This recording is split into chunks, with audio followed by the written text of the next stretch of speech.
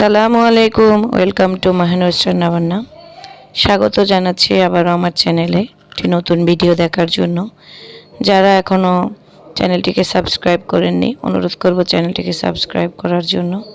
তো আজকে তৈরি করে দেখাবো মাত্র একটি ডিম দিয়ে নোয়াখালীর বিখ্যাত কলাজা পিঠা, যেটা অনেক বেশি খেতে মজাদার। এটা শীতের দিনে মাংসের ঝোল কিংবা এমনিও কিন্তু এভাবে বিকেলের নাস্তা হিসেবে তৈরি করতে পারেন।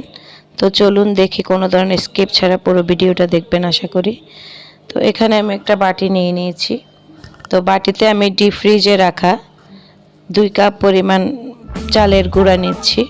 তো এটা আপনারা ডিপ ফ্রিজে রাখা থাকলেও সমস্যা নেই, কিংবা বাইরে থাকলেও কোনো শুকনা গুঁড়ি হলেও কোনো সমস্যা নেই। তো শুকনা গুঁড়ি হলে একটু জাস্ট গরম পানি অ্যাড করতে পারেন। আমরা কিন্তু যেহেতু ডিপ ফ্রিজ এরিয়াটা ব্যবহার করছি, আমি কোনো ধরনের গরম পানি অ্যাড করব না। জাস্ট ঘরের রুম টেম্পারেচারে যে পানিটা থাকে সেটা দিয়ে আজকের ব্যাটারটা তৈরি করব। তো আমি একটু জাস্ট এখানে অল্প পরিমাণ পানি অ্যাড করে দিয়েছি। প্রথমে আমি চালের গুঁড়াগুলোকে একটু হাত দিয়ে ডলে ডলে করে নিয়েছিলাম, যাতে করে কোনো ধরনের দলা না থাকে। তো এটাকে আমরা প্রথমে একটা হ্যান্ড উইক্স দিয়ে ভালো করে করে নেব। এরপরে এখানে আমি একটা ডিম ব্যবহার করছি। ডিমটা চেষ্টা করবেন রুম টেম্পারেচারে রাখার জন্য, এতে করে কিন্তু পারফেক্ট কলাজা পিঠা তৈরি হয়। তো আমি কিন্তু চট্টগ্রামের মেয়ে। তো এই কলাজা পিঠা যখন আমি প্রথমবার দেখেছিলাম, আমার কাছে খুব আশ্চর্যের মনে হয়েছিল, কারণ এত ছিদ্রযুক্ত পিঠাটা কিভাবে তৈরি করে মনের মধ্যে একটা কোয়ারিজ ছিল। তো এটা চলে গেল যখন আমি শ্বশুর বাড়িতে গেলাম। তো এখানে আমি কিন্তু বিকেলের নাস্তা হিসেবে তৈরি করছি, তাই ধনেপাতার চাটনি ব্যবহার করছি 2 চা চামচের মতো। তো এটা প্রচণ্ড পরিমাণে ঝাল হয়েছে, যার কারণে আমি পরিমাণটা একটু কমিয়ে দিলাম। আপনারা চাইলে আর একটু বাড়িয়ে দিতে পারেন, অথবা এখানে কাঁচামরিচ ধনেপাতা ইউজ করে বিকেলের নাস্তায় ব্যবহার করতে পারেন। সেম প্রসেসিংয়ে কিন্তু সকালের নাস্তায়ও আপনারা বানাতে পারেন, জাস্ট ধনেপাতা কুচিটাতে অ্যাভয়েড করলেই হয়ে যাবে।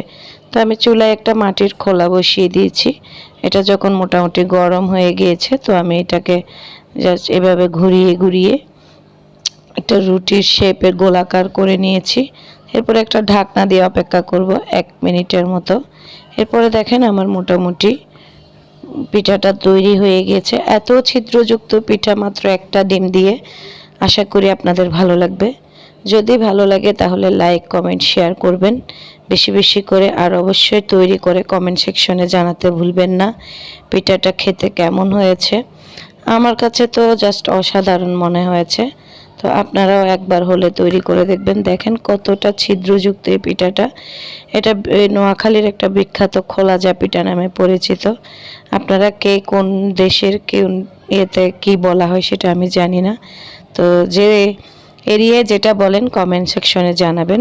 আসলে নতুন নতুন ভাষা শিখতে সবারই ভালো লাগে। তো আমিও নতুন কিছু শিখতে পারবো।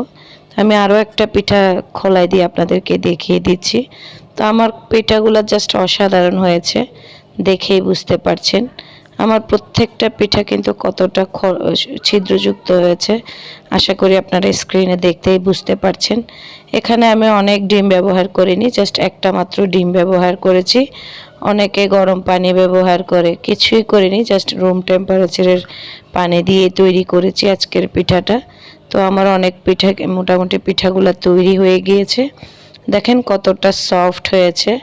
গরম গরম মাংসের ঝোলের সাথে আজকের পিঠাটা যদি পরিবেশন করেন অনেক বেশি ভালো লাগবে। তো আমি যেহেতু বিকেলের নাস্তায় ধনেপাতার চচ দিয়ে তৈরি করেছি, আমরা জাস্ট এটা এভাবেই খেয়ে নেব। অনেক বেশি মজাদার হয়েছে। তো কেমন হয়েছে সেটা জানাতে ভুলবেন না। অবশ্যই একবার হলো তৈরি করে দেখবেন। আজ এ পর্যন্ত, সবাই ভালো থাকবেন, সুস্থ থাকবেন। আল্লাহ হাফেজ, আসসালামু আলাইকুম।